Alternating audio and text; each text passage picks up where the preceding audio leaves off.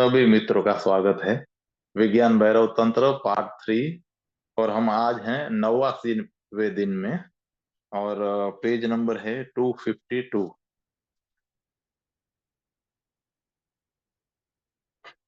भगवान कहते हैं, बुद्ध को प्रेम करो, जीसस को प्रेम करो, लेकिन उसकी कार्बन कॉपी मत बनो। नकल मत करो।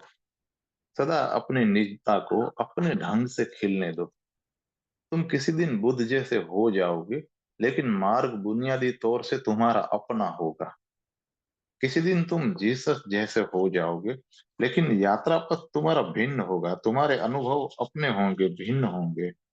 एक बात पक्की है, जो भी मार्ग है, जो भी अनुभव हो, वह प्रामाणिक होना चाहिए, वह असल होना चाहिए। तब तुम किसी न किसी दिन पहुंच जाओगे। असत्य से तुम सत्य तक नहीं पहुंच सकते। असत्य तुम्हें और असत्य असत्य तुम्हें और असत्य में ले जाएगा। जब कुछ करो तो भली भांति स्मरण रख कर करो कि यह तुम्हारा अपना कृत्य हो। तुम खुद कर रहे हो, किसी का अनुरोध नहीं कर रहे हो। तो एक छोटा सा कृत्य भी, एक मुस्कुराहट भी सतोरी का, समाधि का स्रोत बन सकती है। तुम अपने घर लौटते हो और बच्चे को देखकर मुस्कुराते हो, यह मुस्कुराहट झूठी है। तुम अभिनय कर रहे हो। तुम इसलिए मुस्कुराते हो क्योंकि मुस्कुराना चाहिए। यह ऊपर से चिपकाई गई मुस्कुराहट है। तुम्हारे होठों के अतिरिक्त तुम्हारा कुछ भी इस मुस्कुराहट में सम्मिलित नहीं है। यह मुस्कुराहट कृत्रिम है, यांत्रिक है। और तुम इसके इतने अभ्यस्त हो गए हो कि तुम बिल्कुल ही भूल गए हो कि सच्ची मुस्कुराहट क्या है। तुम हंस सकते हो, लेकिन संभव है वह हंसी तुम्हारे केंद्र से ना आ रही। सदा ध्यान रखो कि तुम जो भी कर रहे हो, उसमें तुम्हारा केंद्र सम्मिलित है या नहीं है। अगर तुम्हारा केंद्र उस कृत्य में सम्मिलित नहीं है, तो बेहतर है कि उस कृत्य को ना ही करो। उसे बिल्कुल मत करो। कोई तुम्हें करने के लिए मजबूर नहीं कर रहा है। बिल्कुल मत करो। अपनी अपनी ऊर्जा को उस घड़ी के लिए बचा कर रखो जब कोई सच्चा भाव तुम्हारे भीतर उठे, और तब उसे करो। यूं ही मत मुस्कुराओ। ऊर्जा को बचा कर रखो। मुस्कुराहट आएगी जो तुम्हें पूरा का पूरा बदल देगी। वह समग्र मुस्कुराहट होगी। तब तुम्हारे शरीर की एक एक कोशिका मुस्कुराएगी। तब विस्फोट होगा, अभिनय नहीं। और बच्चे जानते हैं कि तुम उन्हें धोखा नहीं दे सकते। और जब तुम उन्हें धोखा दे सको, समझ लेना कि वे बच्चे न रहे। वे जानते हैं कि कब तुम्हारी मुस्कुराहट झूठी होती है। वे झट ताड़ लेते हैं। जो कोई भी सच्चा है, वह ताड़ ही लेगा। तुम्हारे आंसू झूठे हैं, तुम्हारी मुस्कुराहट झूठी है। ये छोटे छोटे कृत्य हैं, लेकिन तुम छोटे छोटे कृत्यों से ही बने हो। किसी बड़े कृत्य की मत सोचो। मत सोचो कि किसी बड़े कृत्य में सच्चाई बरतूंगा। अगर तुम छोटी छोटी चीजों में झूठे हो, तो तुम सदा झूठे ही रहोगे। बड़ी चीजों में झूठा होना तो और भी सरल है। अगर तुम छोटी छोटी चीजों में झूठे होते हो, तो बड़ी चीजों में झूठा होना और भी आसान हो जाएगा। क्योंकि बड़ी चीजें प्रदर्शन के लिए होती है ना। वे दूसरों को दिखाने के लिए होती है। उनमें तुम बहुत सरलता से झूठे हो सकते हो। अगर संतत्व को आदर मिलता है, तो तुम संत बन सकते हो। तब तुम दिखावे के लिए यह सब कर रहे हो। तुम प्रदर्शनी की चीज भर हो। तुम महात्मा बन सकते हो क्योंकि वह आदत है। उससे अहंकार की तृप्ति होती है। पर यह सब झूठा है। थोड़ी कल्पना करो कि अगर समाज की दृष्टि बदल जाए तो क्या होगा। ऐसी ही बदलाहट जब सोवियत रूस में या चीन में हुई, तो तुरंत साधु महात्मा वहां से विदा हो गए। अब वहां उनके लिए कोई भी आदर नहीं है। मुझे याद आता है कि मेरे एक मित्र जो बौद्ध भिक्षु हैं, स्टेलिन के दिनों में वे सोवियत सोवियत रूस गए थे। उन्होंने लौटकर मुझे बताया कि वहां जब भी कोई व्यक्ति उनसे हाथ मिलाता था तो तुरंत झिझक कर पीछे हट जाता था और कहता था कि तुम्हारे हाथ बुर्जुआ के शोषक के हाथ हैं। उनके हाथ सचमुच सुंदर थे। भिक्षु होकर उन्हें कभी काम नहीं करना पड़ा था। वे फकीर थे, शाही फकीर। उनका श्रम से वास्ता नहीं पड़ा था। उनके हाथ बहुत कोमल, सुंदर और श्रेष्ठ थे। भारत में जब कोई उनके हाथों को छूता तो कहता कि कितने सुंदर हाथ हैं।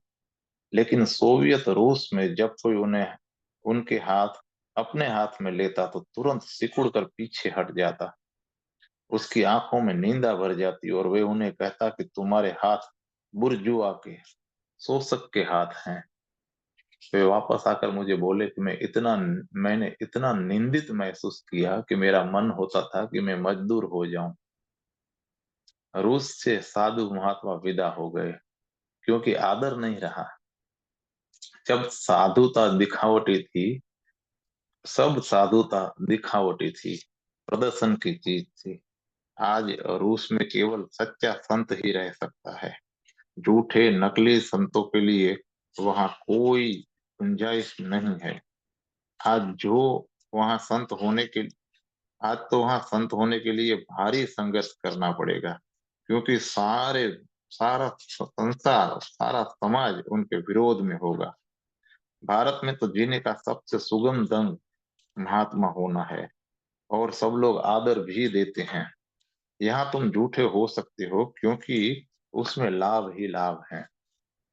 तो इसे स्मरण रखो। सुबह से ही जैसे ही तुम आंख खोलते हो, सच्चे और प्रामाणिक होने की चेष्टा करो। ऐसा कुछ भी मत करो जो झूठ और नकली हो। सिर्फ 7 दिन के लिए यह स्मरण बना रहे कि कुछ भी झूठ और नकली, कुछ भी अप्रामाणिक नहीं करना है।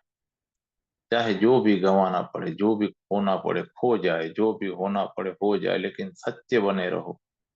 और 7 दिन के भीतर तुम्हारे भीतर नए जीवन का उन्मेष अनुभव होने लगेगा। तुम्हारी मृत परतें टूटने लगेंगी और नई जीवन धारा प्रवाहित होने लगेगी। तुम पहली बार पुनर्जीवित अनुभव करोगे, फिर से जीवित हो उठोगे। कृत्य का पोषण करो, ज्ञान का पोषण करो, यथार्थ में, स्वप्नों में नहीं।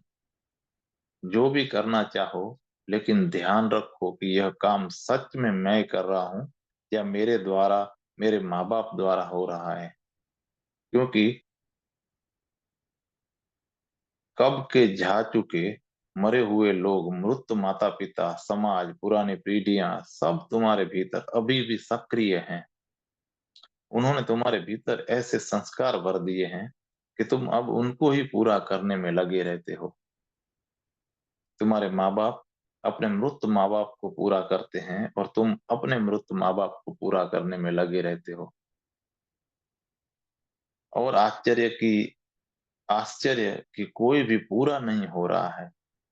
तुम उसे कैसे पूरा कर सकते हो जो मर चुका है? लेकिन मुर्दे तुम्हारे माध्यम से जी रहे हैं। जब भी तुम कुछ करो तो सदा निरीक्षण करो कि यह मेरे माध्यम से मेरे पिता माता कर रहे हैं या मैं कर रहा हूं। जब तुम्हें क्रोध आए तो ध्यान दो कि यह मेरा क्रोध है या इसी ढंग से मेरे पिता क्रोध किया करते थे, जिसे मैं दोहरा कर रहा हूं। मैंने देखा कि पीढ़ी दर पीढ़ी वही सिलसिला चल रहा है। पुराने ढंग ढांचे दोहरते रहते होते हैं। अगर तुम विवाह करते हो तो वह विवाह करीब करीब वैसा ही होगा जैसा तुम्हारे माँ बाप का था। तुम अपने पिता की भांति ही व्यवहार करोगे। तुम्हारी पत्नी अपनी माँ की भांति व्यवहार करेगी और दोनों मिलकर वही सब उपद्रव करेंगे जो उन्होंने किया था। जब क्रोध आए तो गौर से देखो कि मैं क्रोध कर रहा हूं या कोई दूसरा व्यक्ति क्रोध कर रहा है। जब तुम प्रेम करो तो याद रखो कि तुम ही प्रेम कर रहे हो या कोई और।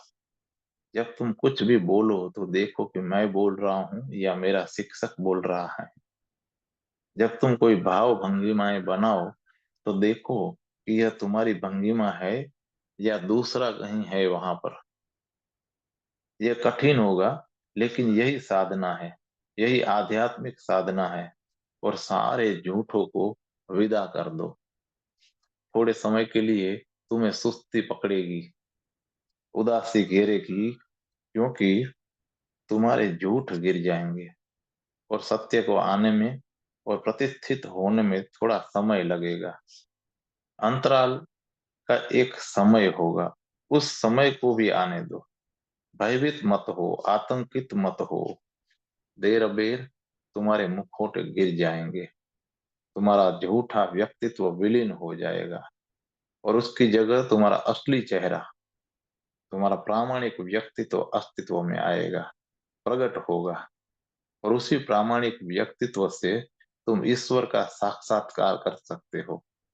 इसलिए यह सूत्र कहता है, जैसे मुर्गी अपने बच्चों का पालन पोषण करती है, वैसे ही यथार्थ में विशेष ज्ञान और विशेष कृत्य का पालन पोषण करो।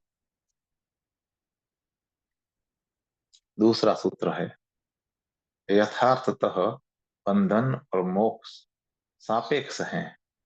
ये केवल विश्व से भयभीत लोगों के लिए हैं। यह विश्व मन का प्रतिबिंब है। जैसे तुम पानी में एक सूर्य के अनेक सूर्य देखते हो, वैसे ही बंधन और मोक्ष को भी देखो। भगवान कहते हैं कि यह बहुत गहरी विधि है। यह गहरी से गहरी विधियों में से एक है और विरले लोगों ने ही इसका प्रयोग किया है। जैन इसी विधि पर आधारित है। यह विधि बहुत कठिन बात कह रही है, समझने में कठिन, अनुभव करने में कठिन नहीं है, किंतु पहले समझना जरूरी है। यह सूत्र कहता है कि संसार और निर्वाण दो नहीं है, वे एक ही हैं। स्वर्ग और नरक दो नहीं है, वे एक ही हैं। वैसे ही बंधन और मोक्ष दो नहीं है, वे भी एक ही हैं। यह समझना कठिन है, क्योंकि हम किसी चीज को आसानी से तभी सोच पाते हैं जब वह ध्रुवीय विपरीतताओं में बटी हो। हम कहते हैं कि यह संसार बंधन है, इससे कैसे छूटा जाए और मुक्त हुआ जाए। तब मुक्ति कुछ है जो बंधन के विपरीत है, जो बंधन नहीं है। लेकिन यह सूत्र कहता है कि दोनों एक हैं, मोक्ष और बंधन एक हैं। और जब तक तुम दोनों से मुक्त नहीं होते, तुम मुक्त नहीं हो। बंधन तो बांधता ही है, मोक्ष भी बांधता है। बंधन तो गुलामी है ही, मोक्ष भी गुलामी है। इसे समझने की कोशिश करो। उस आदमी को देखो जो बंधन के पार जाने की चेष्टा कर रहा है। वह क्या कर रहा है? वह अपना घर छोड़ देता है, परिवार छोड़ देता है, धन दौलत छोड़ देता है, संसार की चीजें छोड़ देता है, समाज छोड़ देता है, ताकि सारे बंधन से पार हो सके, संसार की जंजीरों से मुक्त हो सके। लेकिन तब वो अपने लिए नई जंजीरें गढ़ने लगता है, और वे जंजीरें नकारात्मक हैं, परोक्ष हैं। मैं एक संत को मिला जो धन नहीं सूते हैं। वे बहुत सम्मानित संत हैं। उनका सम्मान वे लोग जरूर करेंगे जो धन के पीछे पागल हैं। यह व्यक्ति उनके विपरीत ध्रुव पर चला गया है। अगर तुम उनके हाथ में धन रख दो, तो वे उसे ऐसे फेंक देंगे जैसे कि वह जहर हो गया, या कि तुमने उनके हाथ में सांप रख दिया हो। वे उसे फेंक ही नहीं देंगे, वे आतंकित हो उठेंगे, उनका शरीर कांपने लगेगा। अब क्या हुआ है? वे धन से लड़ रहे हैं। वे पहले जरूर ही लोभी, अति लोभी व्यक्ति रहे होंगे, तभी वे दूसरी अति पर पहुंच गए। उनकी धन की पकड़ आत्यंतिक रही होगी। वे धन के लिए पागल रहे होंगे। वे धन के ग्रस्त रहे होंगे। वे अब भी धन से ग्रस्त हैं, लेकिन अब उनकी दिशा बदल गई है। वे पहले धन की तरफ भाग रहे थे, अब वे धन से भाग रहे हैं। लेकिन भागना कायम है, पकड़ बनी है। मैं एक सन्यासी को जानता हूँ जो किसी स्त्री को नहीं देख सकते। वे बहुत घबरा जाते हैं। अगर कोई स्त्री मौजूद हो तो वे आंखें झुकाए रखते हैं। वे सीधे नहीं देखते। क्या समस्या है? निश्चित ही वे अति कामुक रहे होंगे। काम वासना से बहुत ग्रस्त रहे होंगे। वह ग्रस्तता अभी भी जारी है। लेकिन वे स्त्रियों के पीछे भागते थे और अब वे स्त्रियों से दूर भाग रहे हैं। पर स्त्रियों से ग्रस्तता तो बनी ही हुई है। चाहे वे स्त्रियों की ओर भाग रहे हो या उनसे दूर भाग रहे हो, उनका मोह बना ही हुआ है। वे सोचते हैं कि वे अब स्त्रियों से मुक्त हैं, लेकिन यह एक नया बंधन है। तुम प्रतिक्रिया करके मुक्त नहीं हो सकते। जिस चीज से तुम भागोगे वह चीज पीछे के रास्ते से तुम्हें बांध ही लेगी।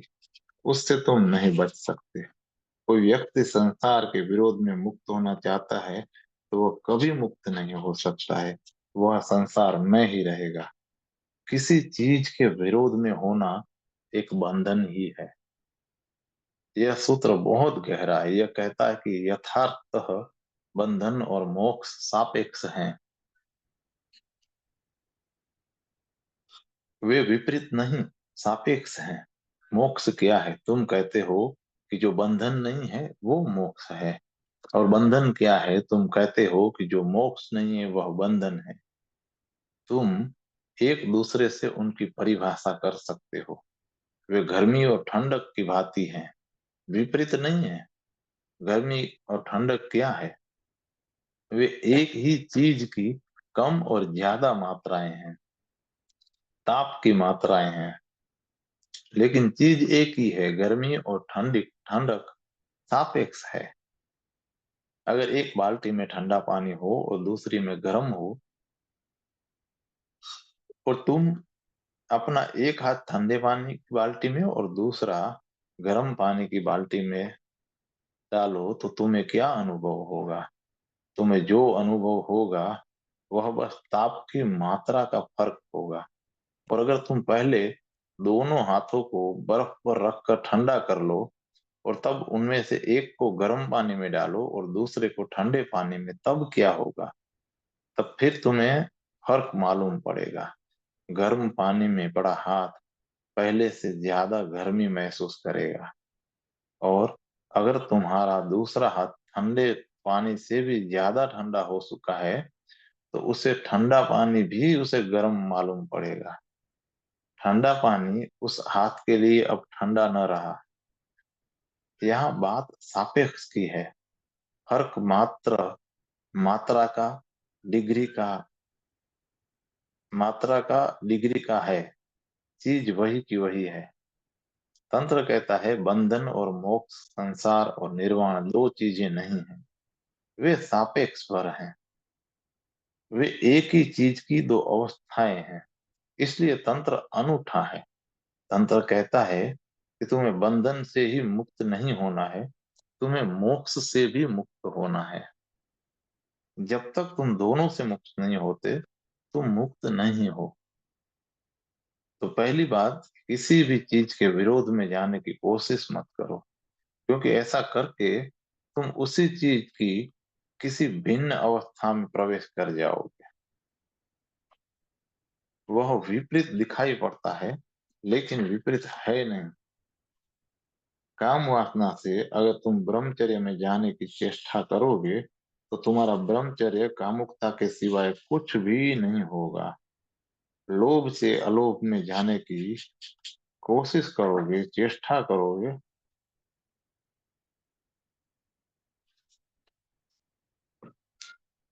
तो कुछ नहीं होगा। इसलिए लोभ से अलोभ में जाने की चेष्टा मत करो, क्योंकि वह अलोभ भी एक सूक्ष्म लोभ ही होगा। इसलिए अगर कोई परंपरा अलोभ सिखाती है तो उसमें भी वह तुम्हें कुछ लालच ही देती है। मैं एक महात्मा के साथ ठहरा हुआ था और वे अपने अनुयायियों को समझा रहे थे कि अगर तुम लोभ छोड़ दोगे तो तुम्हें परलोक में बहुत मिलेगा। यदि तुम लोभ को त्याग दोगे तो दूसरे लोक में तुम्हें बहुत कुछ मिलेगा। जो लोग लोभी हैं, परलोक के लोभी हैं, वे इस उपदेश से बहुत प्रभावित होंगे। वे इसके लालच में बहुत कुछ छोड़ने को तैयार हो जाएंगे। लेकिन पाने की प्रवृत्ति, पाने की चाह बनती रहती है। अन्यथा लोभी आदमी अलोभ की तरफ क्यों जाएगा?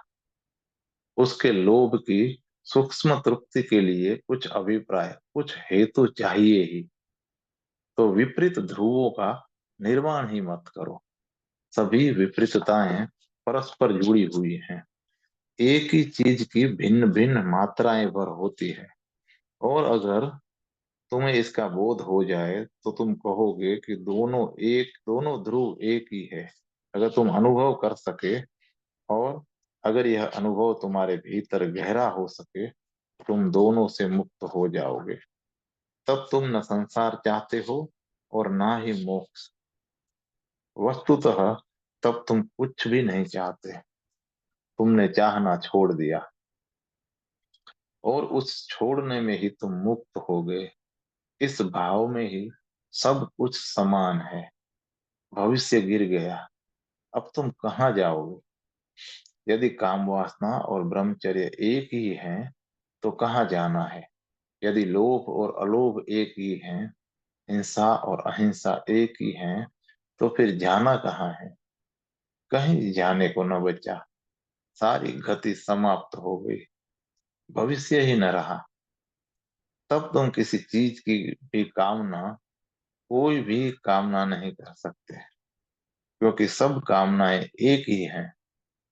फर्क केवल परिणाम का होगा।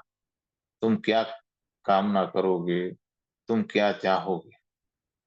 कभी कभी मैं लोगों से पूछता हूँ, जब वे मेरे पास आते हैं, मैं पूछता हूँ, सच में तुम क्या चाहते हो? उनकी चाह उनसे ही पैदा होती है। वे जैसे हैं, उसमें ही उसकी जड़ें होती हैं। अगर कोई लोभी है तो वह अलोभ की चाह करता है। अगर कोई कामी है तो वह ब्रह्मचर्य की कामना करता है। कामी काम वासना से छूटना चाहता है, क्योंकि वह उससे पीड़ित है, दुखी है। लेकिन ब्रह्मचर्य की इस कामना की जड़ उसकी कामुकता में ही है। लोग पूछते हैं कि इस संसार से कैसे छूटा जाए। संसार उन पर बहुत भारी पड़ रहा है। वे संसार के बोझ के नीचे दबे जा रहे हैं, और वे संसार से बुरी तरह से चिपके भी हुए हैं। क्योंकि जब तक तुम संसार से चिपकते नहीं हो, तब तक संसार तुम्हें बोझिल नहीं कर सकता है। यह बोझ तुम्हारे सिर में है। और फिर वे दुखी होते हैं, और दुख के किसी अनुभव से विपरीत कामना का उदय होता है, और वे विपरीत के लिए लालायत हो उठते हैं। पहले वे धन के पीछे भाग रहे थे, अब वे ध्यान के पीछे भाग रहे हैं। पहले वे इस लोक में कुछ पाने के लिए भाग दौड़ कर रहे थे, अब वे परम लोक में कुछ पाने के लिए भाग दौड़ कर रहे हैं।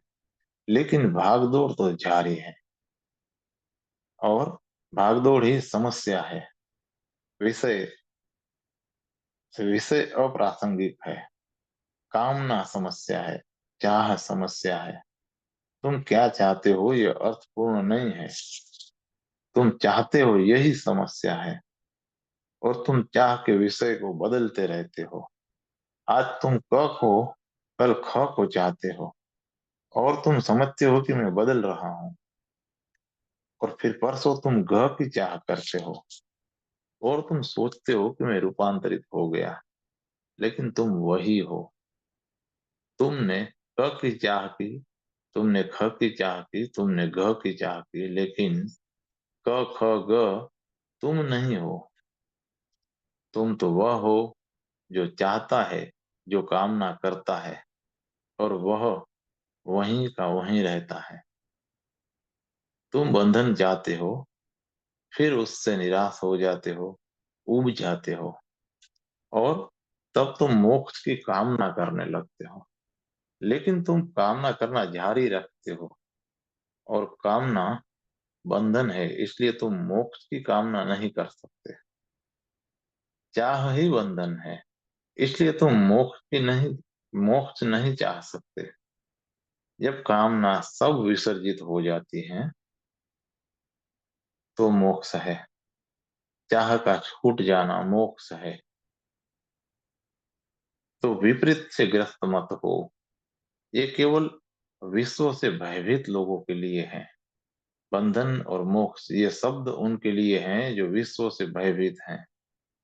यह विश्व मन का प्रतिबिंब है। तुम संसार में कुछ देखते रहते हो, वह प्रतिबिंब है। अगर वह बंधन जैसा दिखता है तो उसका मतलब है कि वह तुम्हारा प्रतिबिंब है। और अगर वह विश्व मुश्किल जैसा दिखता हो तो भी वह तुम्हारा प्रतिबिंब है। जैसे तुम पानी में एक सूर्य के अनेक सूर्य देखते हो, वैसे ही बंधन और मोक्ष को देखो। सुबह सूरज उगता है, और सरोवर अनेक हैं, बड़े छोटे, शुद्ध और गंदे, सुंदर और कुरूप। एक ही सूरज इन अनेक सरोवरों में प्रतिबिंबित होता है। जो व्यक्ति प्रतिबिंबों को निगाह गिनेगा, वह सोचेगा कि सूर्य अनेक हैं। और जो प्रतिबिंबों को न देखकर यथार्थ को देखेगा, उसे एक सूर्य ही दिखेगा। जिस संसार को तुम देखते हो वह तुम्हारा प्रतिबिंब है। अगर तुम अचानक कामुक हो जाते हो तो सारा संसार तुम्हें कामुक मालूम पड़ेगा। और अगर तुम चोर हो तो सारा संसार तुम्हें धंधे में संलग्न मालूम पड़ेगा। एक बार मुल्ला नसरुद्दीन और उसकी पत्नी दोनों मछली पकड़ रहे थे, और वह जगह प्रतिबंधित थी। केवल लॉरेंस लेकर ही केवल केवल लाइसेंस लेकर ही लोग वहां मछली पकड़ सकते थे। अचानक एक पुलिस का सिपाही वहां आया। मुल्ला की पत्नी ने कहा, मुल्ला, तुम्हारे पास लाइसेंस है, तुम भागो। इस बीच में इस बीच मैं यहाँ खिसक जाऊंगी। मुल्ला भागने लगा, और वह भागता गया, और सिपाही उसका पीछा करता रहा। मुल्ला ने अपनी पत्नी को वहीं छोड़ दिया और भागने लगा। दौड़ते दौड़ते मुल्ला को ऐसा लगा कि उसकी छाती फट जाएगी। तब उस सिपाही ने उसे पकड़ लिया। सिपाही पसीने से तरबतर था। उसने मुल्ला से पूछा कि तुम्हारा लाइसेंस कहाँ है। मुल्ला ने लाइसेंस निकाल कर दिखाया। सिपाही ने गौर से लाइसेंस को देखा और उसे सही पाया। और तब उसने पूछा कि नसरुद्दीन, फिर तुम भाग क्यों रहे थे? तुम्हारे पास लाइसेंस था तो तुम भाग क्यों रहे थे? मुल्ला ने कहा कि मैं एक डॉक्टर के पास जाता हूँ, और वह कहता है कि भोजन के बाद आधा मील दौड़ो। सिपाही ने कहा, ठीक है, लेकिन तब तुमने देखा कि मैं तुम्हारे पीछे भाग रहा हूँ, चिल्ला रहा हूँ, तब तुम क्यों नहीं रुके? नसरुद्दीन ने कहा कि मैं समझा, लेकिन शायद तुम भी उसी डॉक्टर के पास हो जाते हो। बिल्कुल तर्क संगत है, यही हो रहा है। तुमने अपने चारों तरफ जो कुछ देखते हो वह तुम्हारा प्रतिबिंब ज्यादा है, यथार्थ कम। तुम अपने को ही सब जगह प्रतिबिंबित देखते हो, और जिस क्षण तुम बदलते हो तुम्हारा प्रतिबिंब भी बदल जाएगा। और जिस क्षण तुम समग्रतः मौन हो जाते हो, शांत हो जाते हो, सारा संसार भी शांत हो जाता है। संसार बंधन नहीं है, बंधन केवल एक प्रतिबिंब है। संसार मोक्ष भी नहीं है। बुद्ध को सारा संसार निर्वाण दिखाई देता है। उन्होंने कोई उन्हें कोई दुख नहीं दिखाई पड़ता है। लेकिन तंत्र कहता है कि तुम जो भी देखते हो वह सब प्रतिबिंब है। जब तक सारे दृश्य को नहीं विदा हो जाते तो शुद्ध दर्पण नहीं बचता, प्रतिबिंबित रहित दर्पण। और वही सत्य है। अगर कुछ भी दिखाई देता है तो वह प्रतिबिंब ही है। सत्य एक है, अनेक तो प्रतिबिंब ही हो सकते हैं। और एक बार समझ में आ जाए, सिद्धांत के रूप में नहीं, अस्तित्वगत रूप से, तो तुम मुक्त हो, बंधन और मोक्ष दोनों से मुक्त हो। नरोपा जब बुद्धत्व को उपलब्ध हुए तो किसी ने उनसे पूछा कि क्या आपने मोक्ष को प्राप्त कर लिया है? नरोपा ने कहा कि हाँ और नहीं, दोनों। हाँ, क्योंकि मैं बंधन में नहीं हूँ, और नहीं क्योंकि मैं बंधन में नहीं हूँ, और नहीं क्योंकि वह मोक्ष भी बंधन का ही प्रतिबिंब था। मैं बंधन के कारण ही मोक्ष सोचता था। इसे इस ढंग से देखो, जब भी तुम बीमार होते हो तो स्वास्थ्य की कामना करते हो। यह स्वास्थ्य की कामना तुम्हारी बीमारी का ही अंग है। अगर तुम स्वस्थ ही हो तो तुम स्वास्थ्य की कामना नहीं करोगे। कैसे करोगे? अगर तुम सच में स्वस्थ हो तो फिर स्वास्थ्य की चाह कहाँ जरूरी है? क्या जरूरत है? अगर तुम यथार्थतः स्वस्थ हो तो तुम्हें कभी भी महसूस नहीं करना होता है कि मैं स्वस्थ हूँ। सिर्फ बीमार और रोगग्रस्त लोग ही यह कर सकते हैं कि हम स्वस्थ हैं। उसकी जरूरत क्या है? तुम कैसे मालूम कर सकते हो कि तुम स्वस्थ हो? अगर तुम स्वस्थ ही पैदा हुए, अगर तुम कभी बीमार नहीं हुए, तो क्या तुमने अपने स्वास्थ्य को महसूस नहीं तो क्या तुम अपने स्वास्थ्य को महसूस नहीं कर सकोगे? स्वास्थ्य तो है, लेकिन उसका एहसास नहीं होता है। उसका एहसास तो विपरीत द्वारा, विरोधी के द्वारा ही हो सकता है। विपरीत के द्वारा ही पृष्ठभूमि में ही किसी चीज का अनुभव होता है। निश्चित जानो कि तुम अब भी बीमार हो। तो नरोपा ने कहा, हाँ और नहीं, दोनों। इसलिए कि जब कोई बंधन नहीं रहा, और न ही इसलिए कि बंधन के जाने के साथ मुक्ति भी विलीन हो गई। मुक्ति बंधन का हिस्सा है। अब दोनों के पार हूँ। न बंधन में हूं मैं, और न ही मैं मोक्ष में हूँ। धर्म को चाह मत बनाओ, धर्म को कामना मत बनाओ, मोक्ष को, निर्वाण को कामना का विषय मत बनाओ। यह तभी घटित होता है जब सारी कामनाएं खो जाती हैं। आज इतना ही।